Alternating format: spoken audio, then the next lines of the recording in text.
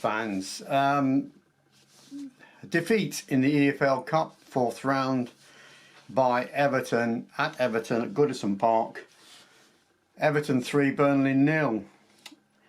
Now, if you've looked at the highlights that's been shown on Sky or other channels, they always show the goals that Everton score. They don't show any action that Burnley might have done or played, how they played or anything, just the goals, and it looks horrific. It looks so easy for them to score the 3 goals. Somebody said that there was a possibility he could have scored a lot more goals. Vincent Kompany, post-match reaction, he was saying that they're still finding their way in the Premier League. They've come up from the Championship very, very quickly with a very young team, and then once again they changed that team in the Premier League, and they are still learning. He's very proud of his players, and they did do a very, very good first half, even though they were down 1-0. But the second half, well, disaster. And he was saying that the goal, the first goal, should have been avoided, but the other 2, well, they're just like tap-ins basically. But anyway, let's start from the very beginning. This is Let's Talk Burnley Football Club number 109. Burnley played Everton at Goodison Park in the EFL Cup, 4th round. Your referee was Michael Sainsbury, or Salisbury. This was the 1st of November 2023, and the last time Burnley played Everton was on the 13th of September 2021. Everton 3, Burnley 1. And also on the 6th of April 2022, where Burnley beat Everton at Turf Moor 3-2. And the scorers that day was for Burnley, Collins, Rodriguez and Cornet. Right, team news. Everybody shouting for Muric back in goal. Didn't make any difference. Muric, Vintinho, O'Shea, Akdell, Deluxe, Burge, Cullen, Brown, Larson, Tressor, Rodriguez, Redmond. Strange members of the Burnley team. I've never seen Redmond playing up front as he did, because Burnley were playing a 4-3-3 and Everton were playing 4-4-1-1. Okay, your substitutes: Taylor, Cook, Brownhill, Roberts, and apparently Roberts was allowed to play because this is a cup match. Am I right or wrong? I could be wrong.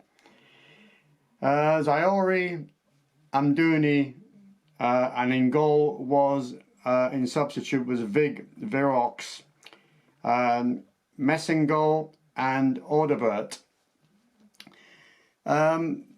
Obviously we've got no Benson. He must be out injured.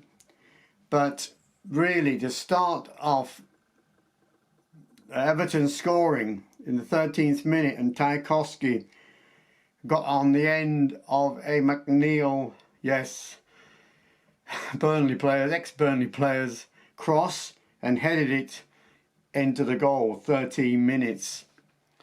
Not a good start, especially when 2 ex-Burnley players score against you. 29th minute, a yellow card for Akdell. And then we come to half time, the stats. Now, unsurprisingly, Burnley, 61% possession in that first half. 2 shots, but none on target. Very disappointing. Burnley having no shots on target. 3 corners, 7 fouls. And Everton's stats, 39% possession, 6 shots, 2 on target, 1 goal, obviously. 1 corner, 4 fouls. And then in the 53rd minute, Everton scored again. Anano scored for Everton, assisted by Calvert-Lewis. In the 58th minute, yellow card for Burnley, Vintinho. And the 66th minute, this is the time when Burnley always try and bring out substitutes. Anduni replaces Rodriguez. Zaori replaces Redmond. Odebert replaces Brune Larsen. 85th minute, substitute. Roberts replaces Vintinho. Koch replaces Sanderberg. And then we go with number 3 goal for Everton, Ashley Young, a tap-in. Assisted by Beto. Full time 3-0 to Everton. But this is the EFL Cup, doesn't matter. It only matters the way Burnley played, and it all matters on confidence, which I don't think Burnley team at the moment have going into the next game. Right, full stats for this game. Burnley 62% possession. I mean, that's incredible. To lose 3-0 and still have 62% possession. 3 shots, 1 on target. Very disappointing. 5 corners, 10 fouls, and Everton's stats were 38%, 14 shots, 5 on target, 3 corners, 8 fouls. Now coming to the next game, Saturday the 4th of November, not long to go. It's going to be home to Crystal Palace. And then we have a break until the... then we have Arsenal away on the 11th of November. And then we have a break.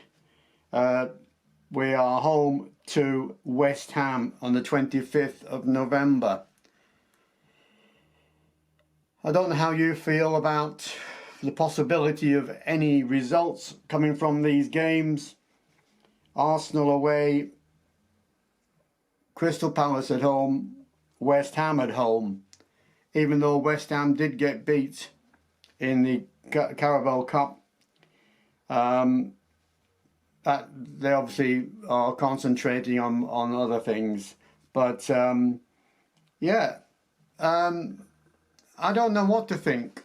I mean, Vincent Kompany is not downhearted. Apparently, he's quite pleased with the performance in patches that the Burnley team on the day showed. But it was it was a team that was not, I would think, not a good starting lineup. Obviously, as the substitutes come in, that would have been a better start. Anduni, Zaori, up front would have been a better start. Foster didn't play. I don't know whether he's keeping him for the Crystal Palace game or that he's still not well enough. And apparently they're waiting on the decision of Foster on Friday. They're going to give a meeting to the press to say if Foster will be available for the Crystal Palace game. Let's hope he is.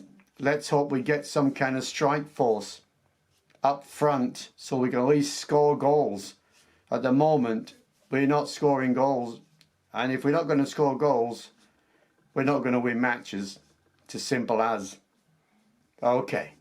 Well, that's it for now. I'm going to see you probably on the 5th of November, Sunday, and I'll give you the match report on the Crystal Palace home game with against Burnley. Okay, well, that's it for now. I'm still going to say up the Clarets because I am who I am, a Burnley supporter, and Burnley supporters should stick with Vincent Kompany, with the team, keep the faith, and up the Clarets. Come on, lads, into the next game. Forget about the rest. Look forward. All the best, and up the Clarets.